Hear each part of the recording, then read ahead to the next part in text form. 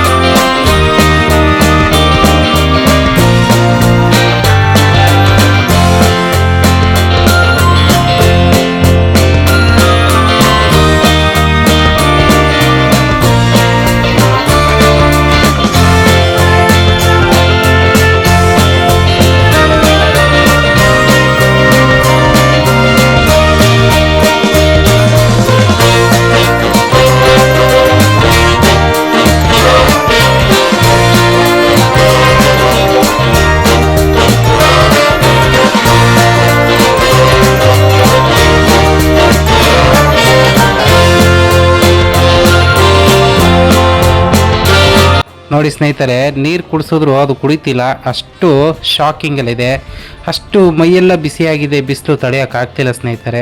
ಮನುಷ್ಯರೇ ತಡೆಯಲ್ಲ ಆದಮೇಲೆ ಪಕ್ಷಿಗಳು ತಳೀತವ. ಅದಕ್ಕೆ ಮುಟ್ಬಿಟ್ಟು ಹಾರುತ್ತೇನೋ ಅಂತ ಮುಟ್ಟದೆ ಸದ್ಯ ಹಾರು ಹೋಯ್ತು ಸ್ನೇಹಿತರೆ.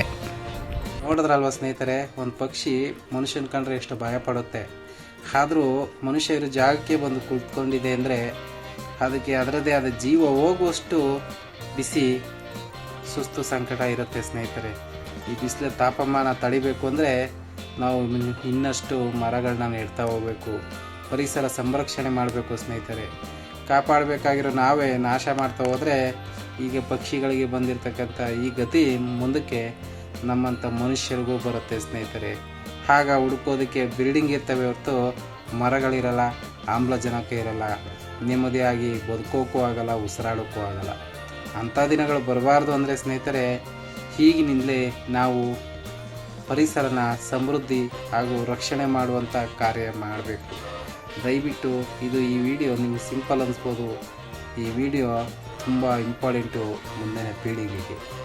ಇವತ್ತು ಎಂಥ ಪರಿಸ್ಥಿತಿ ಬಂದಿದೆ ಅಂದರೆ ಬಿಸಿಲು 30ರಿಂದ 35 ಡಿಗ್ರಿ, 35ರಿಂದ 40 ಡಿಗ್ರಿ, 40ರಿಂದ 45, 50 ಡಿಗ್ರಿವರೆಗೂ ಬಿಸಿಲಿನ ತಾಪಮಾನ ಜಾಸ್ತಿ ಆಗ್ತಿದೆ.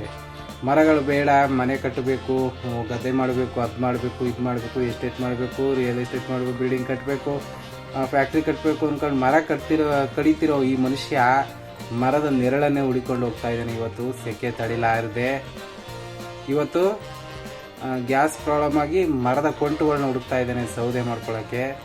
ಮರಗಳೇ ಬೇಡ ಅಂತಿದ್ದವನು ಈಗ ಮರಗಳ ಆಸರೆ ಬೇಡ್ತಾ ಇದ್ದಾನೆ. ಎಂಥ ಪರಿಸ್ಥಿತಿ ಬಂತು. ಅದಕ್ಕೆ ಹೇಳೋದು, ಪ್ರಕೃತಿ ಪಾಠ ಕಲ್ಸೋಕ್ಕೆ ಶುರು ಮಾಡಿದ್ರೆ ಮನುಷ್ಯ ತಡ್ಕೊಳಕ್ಕಾಗಲ್ಲ. ಅದಕ್ಕೆ ಒಬ್ಬರು ಹೇಳೋದಕ್ಕಿಂತ ಮೊದಲೇ ನಾವು ಬುದ್ಧಿ ಕಲ್ತ್ಕೊಂಡ್ರೆ ತುಂಬ ಒಳ್ಳೆಯದು ಅನಿಸುತ್ತೆ. ದಯವಿಟ್ಟು ಅರ್ಥ ಮಾಡ್ಕೊಳ್ಳಿ. ಧನ್ಯವಾದಗಳು.